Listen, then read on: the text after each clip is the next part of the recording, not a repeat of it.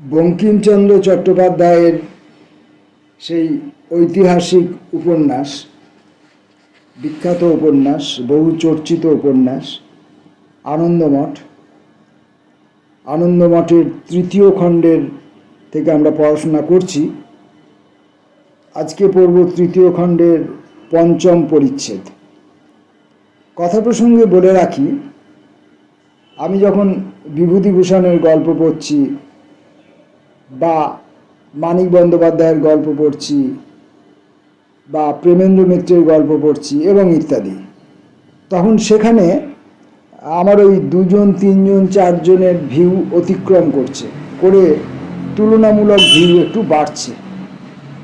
অথচ এই যে আনন্দমঠ, এই আনন্দমঠ এমন একটি বিখ্যাত উপন্যাস, ঘটনা বলি এবং ইতিহাসজনিত কারণে সেই আনন্দমঠ আমি যখন পড়ছি, আমার সমস্ত রকমের অযোগ্যতা, প্রতিবন্ধকতাকে সরিয়ে রেখে আমি এই কথাটা বলছি, কারণ ওগুলো তো আছেই, সব পাঠের মধ্যেই ওগুলো কমন আছেই। কিন্তু সেখানে আনন্দমঠে দেখা যাচ্ছে দুটি তিনটি ভিউয়ের বেশি আর ভিউ পাওয়া যাচ্ছে না। তাহলে কি আনন্দমঠের চাহিদা, আনন্দমঠের প্রতি মানুষের আকর্ষণ, আনন্দমঠের প্রতি মানুষের ইতিহাসজনিত কৌতূহল বা আনন্দমঠের প্রতি মানুষের সমালোচনা সুলভ মানসিকতা কোনো কিছুই আর অবশিষ্ট নেই। আমরা পড়ব পঞ্চম পরিচ্ছেদ। ভবানন্দ ভাবিতে ভাবিতে মঠে চলিলেন। যাইতে যাইতে রাত্রি হইল। পথে একাকী যাইতেছিলেন, বনমধ্যে একাকী প্রবেশ করিলেন। দেখিলেন বনমধ্যে আর এক ব্যক্তি তাহার আগে আগে যাইতেছে। ভবানন্দ জিজ্ঞাসা করিলেন, কে হে, যাও? অগ্রগামী ব্যক্তি বলিল, জিজ্ঞাসা করিলে জানিলে উত্তর দিই, আমি পথিক। ভবানন্দ, বন্দে। অগ্রগামী ব্যক্তি বলিল, মাতরম। আমি ভবানন্দ গোস্বামী, আমি ধীরানন্দ। ধীরানন্দ, কোথায় গিয়েছিলে? আপনারই সন্ধানে। কেন? একটা কথা বলিতে। কি কথা? নির্জনে বক্তব্য। এইখানেই বলো না, এ অতি নির্জন স্থান। আপনি নগরে গিয়েছিলেন? হ্যাঁ। গৌরী দেবীর গৃহে?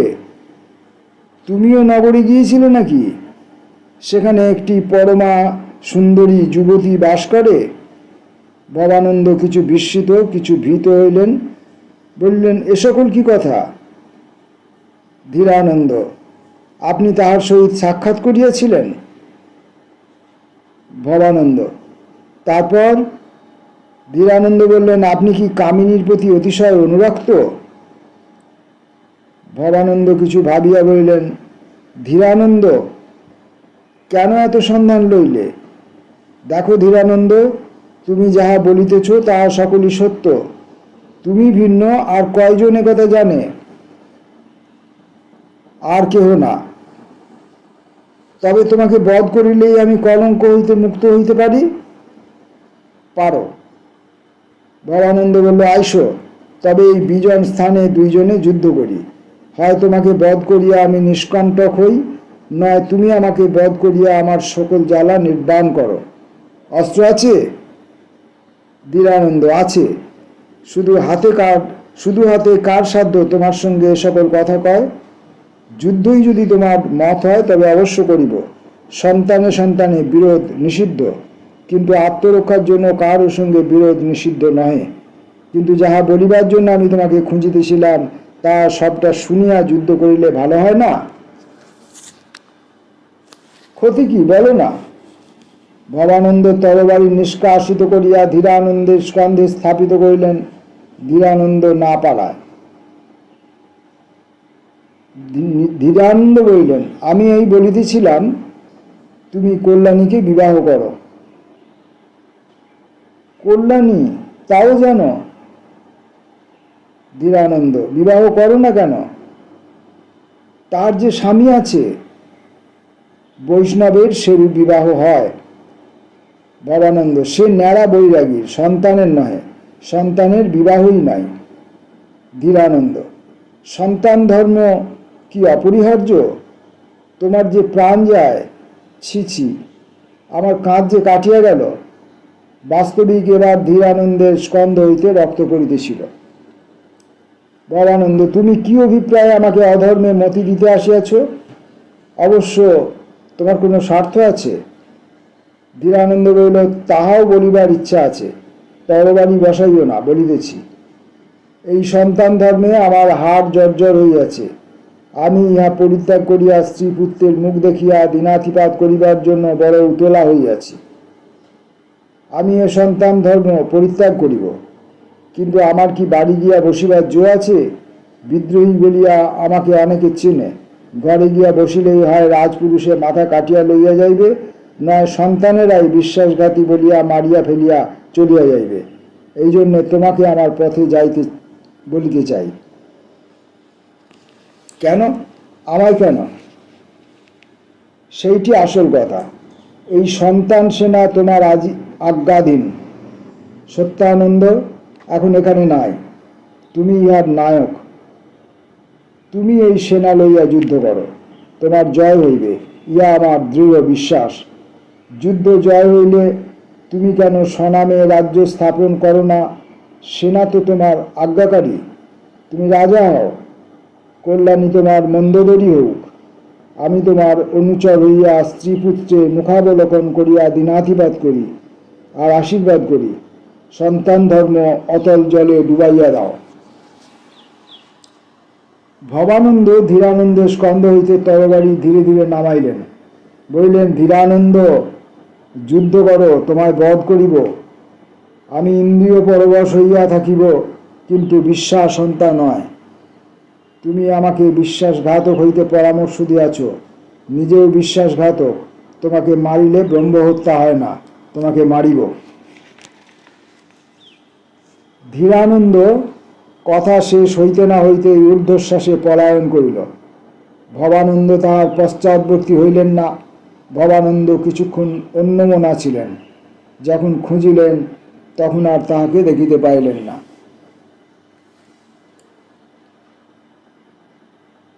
আসব ষষ্ঠ পরিচ্ছেদে। মঠে না গিয়ে ভবানন্দ গভীর বন মধ্যে প্রবেশ করিলেন। সেই জঙ্গল মধ্যে এক স্থানে এক প্রাচীন অট্টালিকার ভগ্নাবশেষ আছে। ভগ্নাবশিষ্ট ইষ্টকাদির উপর লতাগুল্ম কণ্টকাদি অতিশয় নিবিড়ভাবে জন্মিয়াছে। সেখানে অসংখ্য সর্পের বাস। ভগ্ন প্রকোষ্ঠের মধ্যে একটি অপেক্ষাকৃত অভগ্ন পরিষ্কৃত জায়গা ছিল। ভবানন্দ গিয়া তাহার উপর উপবেশন করিলেন। উপবেশন করিয়া ভবানন্দ চিন্তা করিতে লাগিলেন। রজনী ঘোর তমময়ী, তাহাতে সেই অরণ্য অতি বিস্তৃত, একেবারে জনশূন্য, অতিশয় নিবিড়। বৃক্ষলতা দুর্ভেদ্য, বন্য পশুরও গমনাগমনের বিরোধী। বিশাল জনশূন্য, অন্ধকার, দুর্ভেদ্য, নীরব। রবের মধ্যে দূরে ব্যাঘ্রের হুঙ্কার অথবা অন্য সাপদের ক্ষুধা, ভীতি বা আস্ফালনের বিকট শব্দ। কদাচিৎ কোনো বৃহৎ পক্ষীর পক্ষকম্পন, কদাচিৎ তাড়িত এবং তাড়নকারী বদ্ধ এবং বধকারী পশুদিগের দ্রুতগমন শব্দ। সেই বিজনে অন্ধকারে ভগ্ন অট্টালিকার ওপর বসিয়া একা ভবানন্দ। তাহার পক্ষে তখন যেন পৃথিবী নাই, অথবা কেবল ভয়ের উপাদানময়ী হইয়া আছেন। সেই সময় ভবানন্দ কপালে হাত দিয়া ভাবিতেছিলেন, স্পন্দ নাই, নিঃশ্বাস নাই, ভয় নাই, অতি প্রগাঢ় চিন্তায় নিমগ্ন। মনে মনে বলিতেছিলেন, যা ভবিতব্য তাহা অবশ্য হইবে। আমি ভগীরথী জল তরঙ্গ সমীপে ক্ষুদ্র গজের মতো ইন্দ্রিয় স্রোতে ভাসিয়া গেলাম, ইহাই আমার দুঃখ। এক মুহূর্তে দেহের ধ্বংস হইতে পারে, এক মুহূর্তে দেহের ধ্বংস হইতে পারে, দেহের ধ্বংসেই ইন্দ্রিয়ের ধ্বংস। আমি সেই ইন্দ্রিয়ের বশীভূত হইলাম। আমার মরণস ধর্মত্যাগী, ছি, মরিব। এমন সময়ে পেচক মাথার উপর গম্ভীর শব্দ করিল। ভবানন্দ তখন মুক্তকণ্ঠে বলিতে লাগিলেন, ও কি শব্দ? কানে যেন গেল জম আমায় ডাকিতেছে। আমি জানি না কে শব্দ করিল, কে আমায় ডাকিল, কে আমায় বিধি দিল, কে মরিতে করিল। পুণ্যময়ী অনন্তে, তুমি শব্দময়ী, কিন্তু তোমার শব্দের তো মর্ম আমি বুঝিতে পারিতেছি না। আমায় ধর্মে মতি দাও, আমায় পাপ হইতে নিরত করো ধর্মে, হে গুরুদেব। ধর্মে যেন আমার মতি থাকে। তখন সেই ভীষণ কানন মধ্য হইতে অতি মধুর গম্ভীর মর্মভেদী মনুষ্যকণ্ঠ শ্রুত হইল। কে বলিল, ধর্মে তোমার মত থাকিবে, আশীর্বাদ করিলাম। ভবানন্দের শরীরে রোমাঞ্চ হইল। এ কি, এই যে গুরুদেবের কণ্ঠ।